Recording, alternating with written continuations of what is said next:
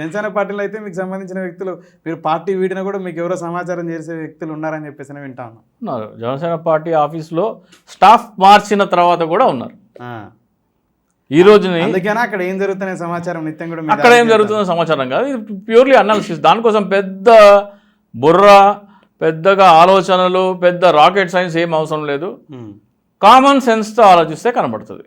Janasena party ఆయన సామర్థ్యం ఎంత, ఎన్ని సీట్లలో పోటీ చేసే సామర్థ్యం ఉన్నది, అంతకంటే ఎక్కువ ఇస్తే డ్యామేజ్ ఏం జరుగుతుంది, అంతకంటే తక్కువ ఇస్తే ఏం డ్యామేజ్ జరుగుతుంది, ఎక్కడ బ్యాలెన్స్ అవుతుంది అనేది సింపుల్.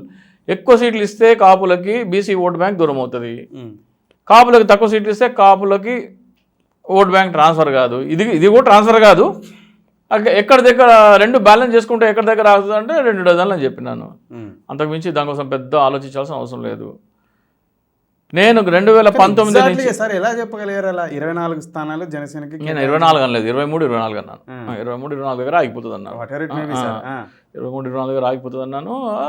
చెప్తున్నాను కదా, చూసుకుంటే వీళ్ళకి ఉభయ గోదావరి జిల్లాలో ఎన్ని సీట్లు ఉన్నాయి, కాపు ప్రాబల్యం ఉన్న సీట్లు ఎన్ని ఉన్నాయి, కాపు ప్రాబల్యం ఉన్న సీట్లు ఎన్ని ఉన్నాయి, అలాగే మనకి మొత్తం రాష్ట్రంలో ఎన్ని సీట్లు ఉన్నాయి, జనసేన బలం ఎక్కడెక్కడ ఏంటి అని మొత్తం చూసుకుంటే ఒకసారి తీసుకుంటారు. అంటే నేను ఒకటి, చాలామంది ఏమనుకుంటారంటే వీడేదో గాలి వాటలు మాట్లాడుతాను.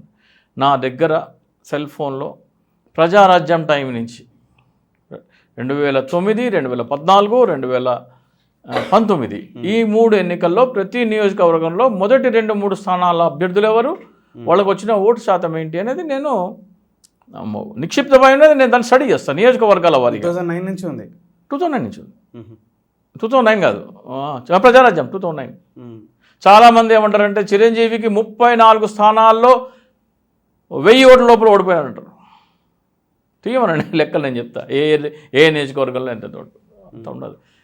కొంతమంది జన సైనికులు, అమాయక జన సైనికులని మభ్యపెట్టేందుకు జనసేన పార్టీ కూడా 2019 ఎన్నికల్లో 34 నియోజకవర్గాల్లో 2వ స్థానంలో ఉందంటారు. చెప్పులు తీసుకుని కొట్టాలి వాళ్ళని, చెప్పు తీసుకుని కొట్టాలి. నా కొడుకుల్ని, యువతని మభ్యపెడతారు. అంటే 34 స్థానాల్లో మనం ఆల్రెడీ 2వ స్థానంలో ఉన్నాము, ఇంకా బలపడ్డాము, ఇంకా 34 గెలిచేస్తున్నాము.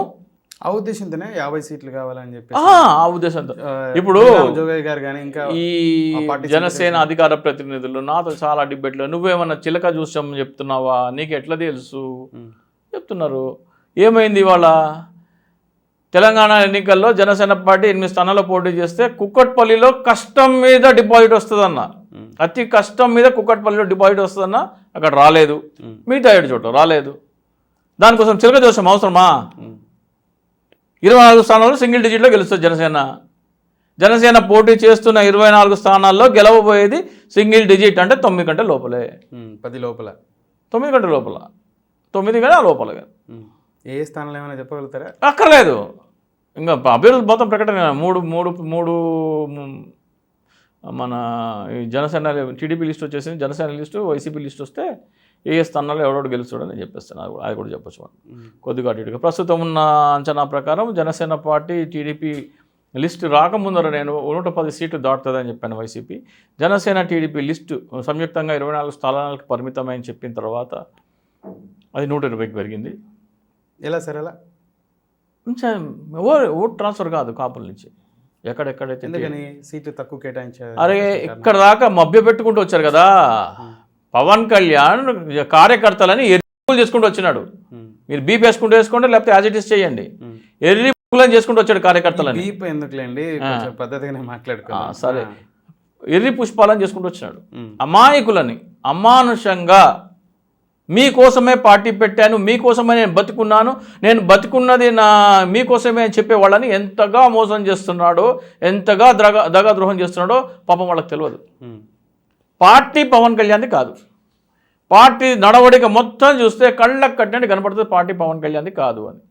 24, 23, 24 స్థానాల కంటే ఎక్కువ చంద్రబాబు నాయుడు ఇవ్వడం తెలుసు కాబట్టి, పార్టీ పవన్ కళ్యాణ్ది కాదు కాబట్టి, పవన్ కళ్యాణ్ చేతిలో ఏమీ లేదు కాబట్టి నేను చెప్పాను 23, 24 స్థానాలు. చాలామంది ఏమన్నారు, 3వ వంతు అంటే 160 సీట్లు, 3వ వంతు అంటే 58 సీట్లు అని చెప్పారు.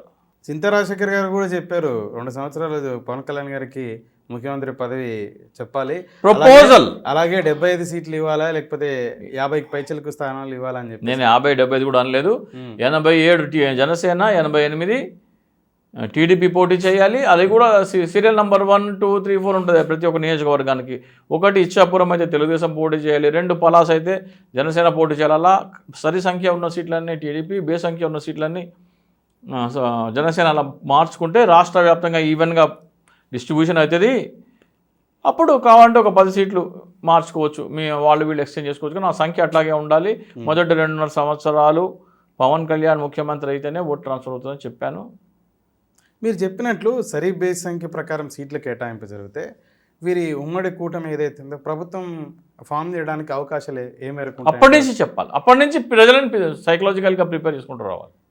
ఎప్పటి నుంచి 3 సంవత్సరాల క్రితం చెప్పాను నేను, 3 ఇయర్స్ బ్యాక్ చెప్పిన ఫార్ములా ఉంటే ఇది ఇలా ఉండాలి అని చెప్పాను. మరి దాని నుంచి మరి మీరు ప్రజలని, కార్యకర్తలని, నాయకులని తయారు అసలు మీరు పార్టీ పెట్టారు కదా 2014 నుంచి 2019 మధ్యలో మీరు ఎన్ని రోజులు ఉన్నారు ఆంధ్రప్రదేశ్లో? ఎన్ని రోజులు ఉన్నారండి ఆంధ్రప్రదేశ్లో? మీరు ఎందుకు ఓటేయాల ప్రజలు? శోకాలు పెట్టి మొగుడు చచ్చిపోయిన ముండలాగా ఏడుస్తాడు. శోకాలు పెట్టి మొగుడు చచ్చిపోయిన ముండలాగా ఏడ్చి ఏమంటాడు?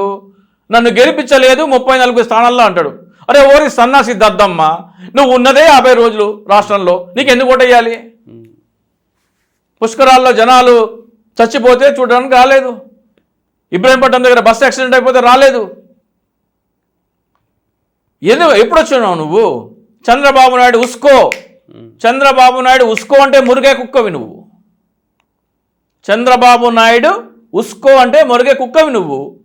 జగన్మోహన్ రెడ్డి ఢిల్లీ జంతర్ మంతర్లో, గుంటూరులో ప్రత్యేక హోదా కోసం నిరాహార దీక్ష చేస్తుంటే ప్రజలందరూ జగన్మోహన్ రెడ్డి వెనకాల వెళ్ళిపోతారని కంగారు పడి నిన్ను ఉస్కో అంటే నువ్వు వచ్చి 2 మీటింగ్లు పెట్టి లడంగే అని పాచిపోయిన లడ్డూలు అని చెప్పినావు. ప్రత్యేక హోదా వద్దు ప్యాకేజీ అని ఢిల్లీ పెద్దలతో సంప్రదింపులు అయిపోగానే నువ్వు మానేసినావు. నువ్వు చెప్పింది ఏంటి? 3 దశల పోరాటం అన్నావు. మొదటి దశలో 13 జిల్లాల్లో 13 మీటింగ్లు అన్నావు. 2వ దశ ఏదో చెప్పినావు, 3వ దశ ఏదో చెప్పినావు. 2, 3 సంగతి పక్కన పెట్టు. మొదటి దశలో మొదటి మీటింగ్ కాకినాడలో పెట్టినావు, 2వ మీటింగ్ అనంతపూర్లో పెట్టినావు. 2 చోట్ల కిక్కిరిసిన జనం. కాకినాడలో ఒక తొక్కిసలాట చచ్చిపోయినట్టు ఆ సభన ఏదో సభ ఒకరు చనిపోయారు, అంత జనం వచ్చినారు. 3వ సభ ఎందుకు పెట్టలే నువ్వు? ఒంగోలులో గ్రౌండ్ బుక్ చేసుకున్నావు కదా, ఎందుకు పెట్టలేదంటారు? అదే ప్యాకేజీ వచ్చేసింది. చంద్రబాబు నాయుడు కేంద్ర ప్రభుత్వం ప్యాకేజీ మాట్లాడుకున్నాడు, హోదా కంటే ప్యాకేజీ నయమన్నాడు. చూప్ సైలెన్స్ నీవిరున్నాడు. కుక్కని నిమ్మరంగానే మొరటం ఆపేస్తుంది, ఆపేసిండు. మళ్ళీ వనజాక్షిని ఒక ఎంఆర్ఓని చింతమనేని ప్రభాకర్ కూర్చుంది. ప్రజలు తెలుసుకోవాలి వాస్తవాలు. జనసేన పార్టీ పవన్ కళ్యాణ్ది కాదు, చంద్రబాబు నాయుడు పెట్టాడు. కేవలం పవన్ కళ్యాణ్ ఒక బినామీ అనేది ఈ రోజున మనం తేటతెల్లం చేద్దాం. గంట అయితే గంట, 2 గంటలు అయితే 2 గంటలే, ఒక్కొక్కటి చెప్పుకుంటూ వస్తున్నాయి. వనజాక్షి అనే ఆమె మీద, ఎంఆర్ఓ మీద చింతమనేని ప్రభాకర్ దాడి చేసింది జూలై 2015 జూలై. డేట్ కరెక్ట్గా లేదు, 16-17 తారీఖులో ఎప్పుడు. పవన్ కళ్యాణ్ ఎప్పుడు ఖండించాలా? మరుసటి రోజు, అదే రోజు సాయంత్రము, మరుసటి రోజు, మరుసటి వారము, ఆ తర్వాత ఆంధ్రాకు వచ్చినప్పుడు చేయాలి కదా. 2018 మంగళగిరి ఆవిర్భావ సభలో మొత్తుకుంటాడు, మరుగుతాడు ఈ కుక్క. ఏమని? ఏం చింతమనేని ప్రభాకర్ నీకేమైనా కొమ్ములు ఉన్నాయా, ఎంఆర్ఓని కొడతావా అని. 3 సంవత్సరాల తర్వాత అంటే అప్పుడు ఓట్లు చీల్చాలి కాబట్టి నువ్వు నన్ను తిట్టు అని సిగ్నల్ ఇచ్చినాడు. జగన్మోహన్ రెడ్డి మొత్తం నా వ్యతిరేకంగా 60% ఓటు మంది ప్రజలు ఉన్నారు. జగన్మోహన్ రెడ్డి ఒకటే నన్ను తిడుతున్నాడు కాబట్టి 60% మంది తీసుకెళ్ళి జగన్మోహన్ రెడ్డి గుద్దేస్తారు. నాకు 5-10 సీట్ల కంటే ఎక్కువ లేవు, నువ్వు నన్ను తిట్టు. జగన్మోహన్ రెడ్డి తిట్టాలి, నన్ను తిట్టాలంటే ఈ 60% మంది ప్రజలు కన్ఫ్యూజ్ అయ్యి ఎవరు అపోజిషన్ లీడర్ అనేది కన్ఫ్యూజ్ అయ్యి ఓట్లు కట్ అయిపోతే మళ్ళీ నేనే ముఖ్యమంత్రి అవుతా. కాబట్టి నువ్వు నన్ను తిట్టు. నువ్వు నన్ను తిడుతున్నావు కదా, నీకు కాపులు ఓట్లు వేయడానికి కూడా నేను ఒక ఫార్ములా చెప్తా. ఏంటో ఫార్ములా? స్టూడియోలో కూర్చోబెట్టి మీ అమ్మని తిట్టిస్తా. స్టూడియోలో కూర్చోబెట్టి పవన్ కళ్యాణ్ వాళ్ళ అమ్మని ఒక యాక్టర్తో కూర్చోబెట్టి తిట్టిస్తా. ఇది నేను చెప్పలేదు, పవన్ కళ్యాణ్ చెప్పిండు. స్టూడియోలో కూర్చోబెట్టి మా అమ్మని తిట్టించావు లోకేష్ అన్నాడు. ప్రతి మీటింగ్లో చెప్పినాడు. పవన్ కళ్యాణ్ చుట్టూ తిరిగేట వాళ్ళందరూ అలాగా జనం శంకర జాతి జనం అన్నారు. పవన్ కళ్యాణ్ చుట్టూ తిరిగే వాళ్ళు ఎవరు? కాపు సామాజిక వర్గం. అంటే కాపు సామాజిక వర్గాన్ని తిట్టాలి, కాపుల్లో ఆవేశాలు రావాలి. పవన్ కళ్యాణ్ తల్లిని తిడితే పవన్ కళ్యాణ్ అభిమానుల్లో ఆవేశాలు రావాలి. మీ అన్న రాజకీయాలకు పనికిరాడు, చేత కాదు, రాజకీయాలు చేయాలంటే మాకే సాధ్యం, మా బ్లడ్ వేరు, మా బ్రీడ్ వేరు అంటే చిరంజీవి అభిమానులు కూడా కోపం రావాలా. వీళ్ళందరికీ కోపం వస్తే ఏమవుతుంది?